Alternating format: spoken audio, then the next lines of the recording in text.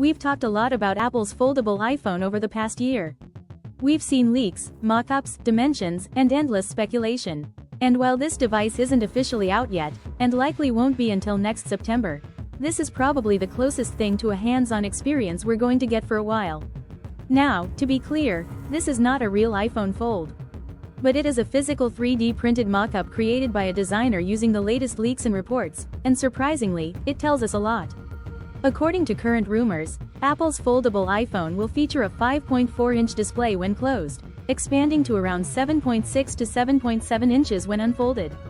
And honestly, this form factor is exactly what many people, including myself, were hoping Apple would go with.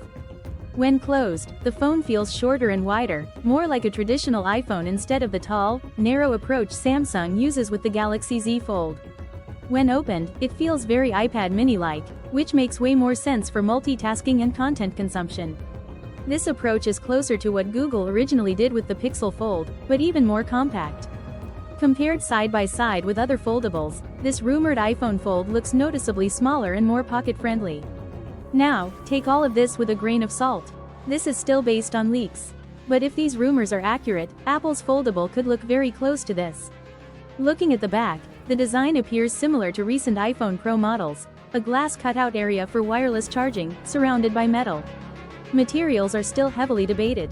Some reports suggest titanium, others claim a mix of titanium and stainless steel, while a few analysts believe Apple could blend aluminum and titanium for weight reduction. What really matters, though, is the hinge. This is the most critical part of any foldable, and Apple knows it. Reports from Ming Chi Kuo suggest Apple is using liquid metal components in the hinge to improve durability and, most importantly, reduce or eliminate the screen crease. That crease is still the biggest weakness of current foldables, and it's likely the main reason Apple has waited this long to enter the category. Camera-wise, leaks suggest a dual camera setup, wide and ultra-wide. No telephoto, and while that might disappoint some users, it lines up with Apple prioritizing thinness and internal space for the hinge and battery. On the side, we're likely getting Touch ID built into the power button, instead of Face ID, at least for this first generation. It's a practical choice for a foldable, even if it's not everyone's favorite. When unfolded, the inner display is expected to use a 4:3 aspect ratio, which strongly hints at iPad-style multitasking. And software will be everything here. If Apple doesn't offer some kind of iPadOS-like experience when unfolded, this device risks feeling unnecessary.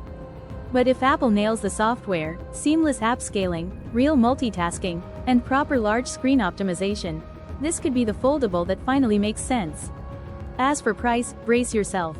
Current estimates put it anywhere between $1,800 and $2,500, making it the most expensive iPhone ever. Some reports say Apple's hinge is cheaper to manufacture than expected, but whether that saves consumers money, or just boosts Apple's margins, remains to be seen. So the big question is this. If Apple delivers a crease-free display, premium build quality, and genuinely useful software, would you buy a foldable iPhone? Let me know what you think. Would you accept only 2 cameras? Would you switch from a Pro model? Or is this still a hard pass? Drop your thoughts in the comments, and I'll see you in the next one.